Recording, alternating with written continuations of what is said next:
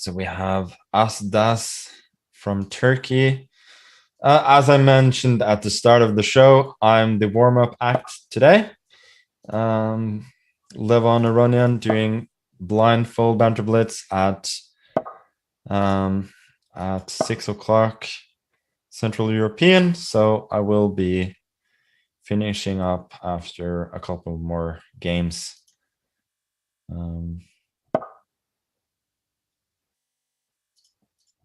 Okay, we've got ourselves so far a 3 nights game that may lead to, well, for instance, 4 nights game, or we could have had I think it's called, at least in Norwegian, it's called the Prussian attack with knight to g5, and or the Italian possibly with d3, and then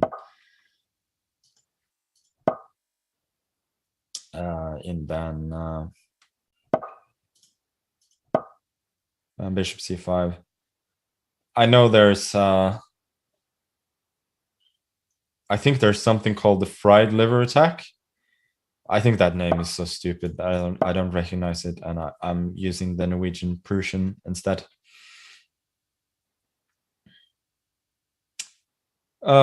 It's well known, by the way, that in the 4 knights you shouldn't really go bishop c4, since knight e4 equalizes, or at least equalizes on the spot, and the way that he's played it, he's probably worse already with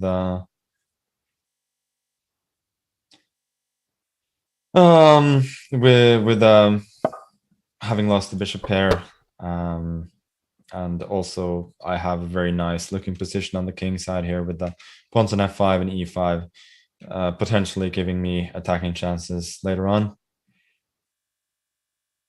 Next, I will develop with bishop d7, rook to e8, possibly even b6, bishop b7, putting the bishop on the long diagonal.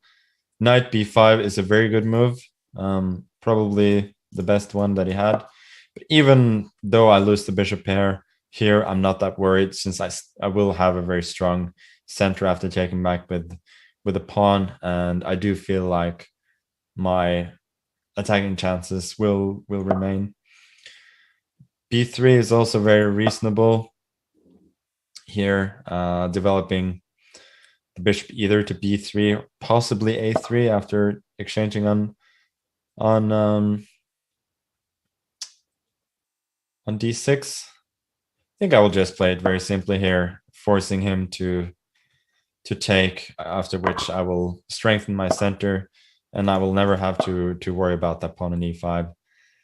Now I think the time has come to play f4 as well, opening up a pretty significant, I think, threat of bishop to h3, and in general just gaining more space on the king side. King f1 is a very reasonable move. I think it would have been a better move though, were it not for the fact that he's played c4, which is a good move positionally, but tactically here, this means that d3 will be hanging with check, which is a huge issue for my opponent.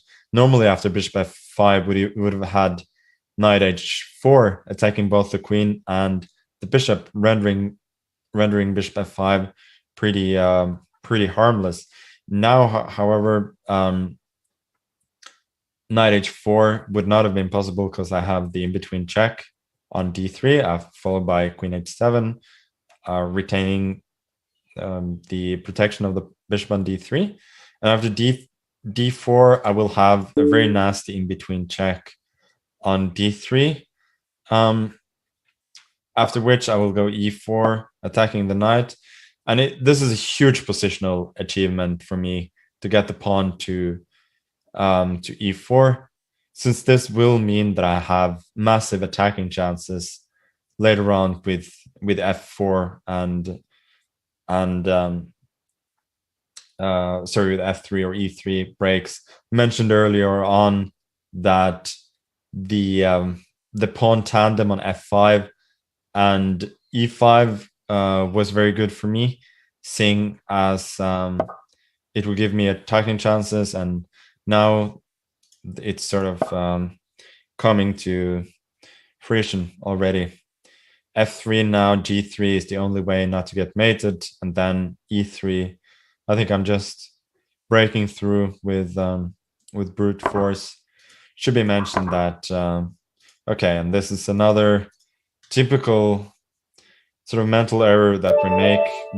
Okay, I wasn't sorry, dude. I wasn't sitting there just torturing you before I checkmate you, but it's you sort of automatically in your mind when you grab a piece like a rook, you expect a recapture immediately, but then sometimes you don't have to recapture, and often when you capture a rook, it's with check. But in this case, yeah, I would have had the mate.